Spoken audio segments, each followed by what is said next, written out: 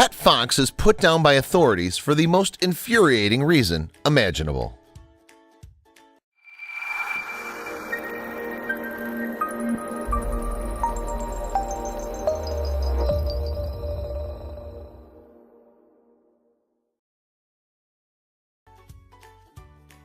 Tara Hyatt lived in Minot, North Dakota with her husband Eric. The happy couple were married in May of 2013, and shortly after they decided to adopt a pet. They didn't choose just any four-legged companion though. Tara and Eric decided to adopt Vader, an adorable silver fox. He actually looked like some sort of unusual breed of dog.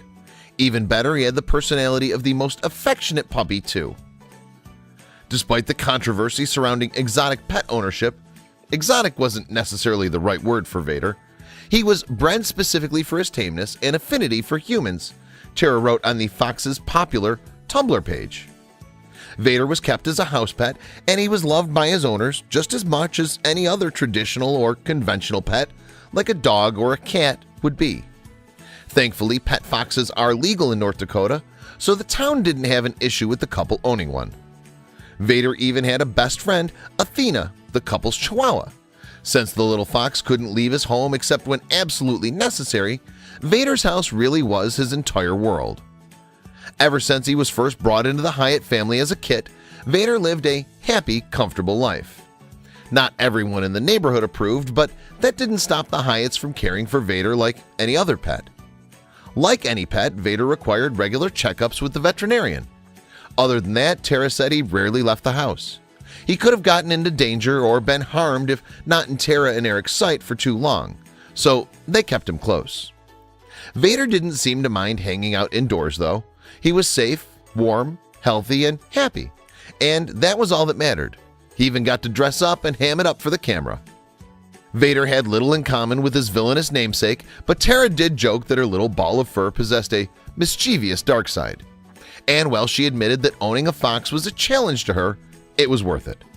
That's why it was a shock when Tara started to receive anonymous and strongly worded messages threatening to report Vader as a vicious animal. Tara was stunned, but since there was no evidence of him posing any sort of threat, she didn't think she had anything to worry about. Vader was harmless and he'd never had an incident. Then one night, animal control officers and local police showed up at the family's door. Without a warrant, they tried to take Vader from the home. Apparently, the officer disregarded instructions on how to properly handle Vader, and the terrified fox nipped at him. That didn't help Vader's case. Officers told Tara they'd received an anonymous bite report. Considering the fact that Vader had never left the house, this seemed both unlikely and suspicious to Tara.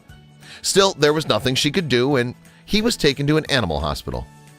Vader was in new and frightening surroundings, but the staff at the Animal Control Center reported that he wagged his tail whenever they fed him. He was also very friendly with everyone who interacted with him. Still, Tara was utterly heartbroken. She made calls to the North Dakota Board of Animal Health, the Department of Health, and the local police department. Had the police simply asked me to remove Vader from the city, I would have gladly done so, she said. All three of the agencies Tara contacted assured the worried owner that because there was no proof of punctured flesh in the reported incident, Vader would be safe from harm. The authorities claimed that Vader was simply being held temporarily in order to make sure he wasn't exhibiting any signs of contagious disease. At the time, it may have seemed like a perfectly reasonable explanation until it all went wrong. Mere hours after that conversation, and despite everything that Tara had been told and reason to believe, the police showed up at her door with Vader's collar in hand. Then they delivered heartbreaking news. Vader had been euthanized. Tara was devastated. Vader gave me a drive and a purpose in my life that I had never had before. I loved him like he was my child, she said. Our house is quiet and our baby is gone. There's nothing heavier than the empty collar that sits in my hands. As it turned out, Vader had been euthanized without as much as a hearing and without proper medical screening. The owner hadn't even received a warning before the authorities went through with it. It all seemed like poor communication. Tara was not going to give up. She launched a petition to appeal Vader's case. She also kept his Tumblr page active. As a tribute to him and to answer any questions potential fox owners may have, she wrote. While Tara and Eric couldn't undo the pain they suffered, At least they could relive Vader's memory. It seemed like a tragic situation that could have been prevented with better communication.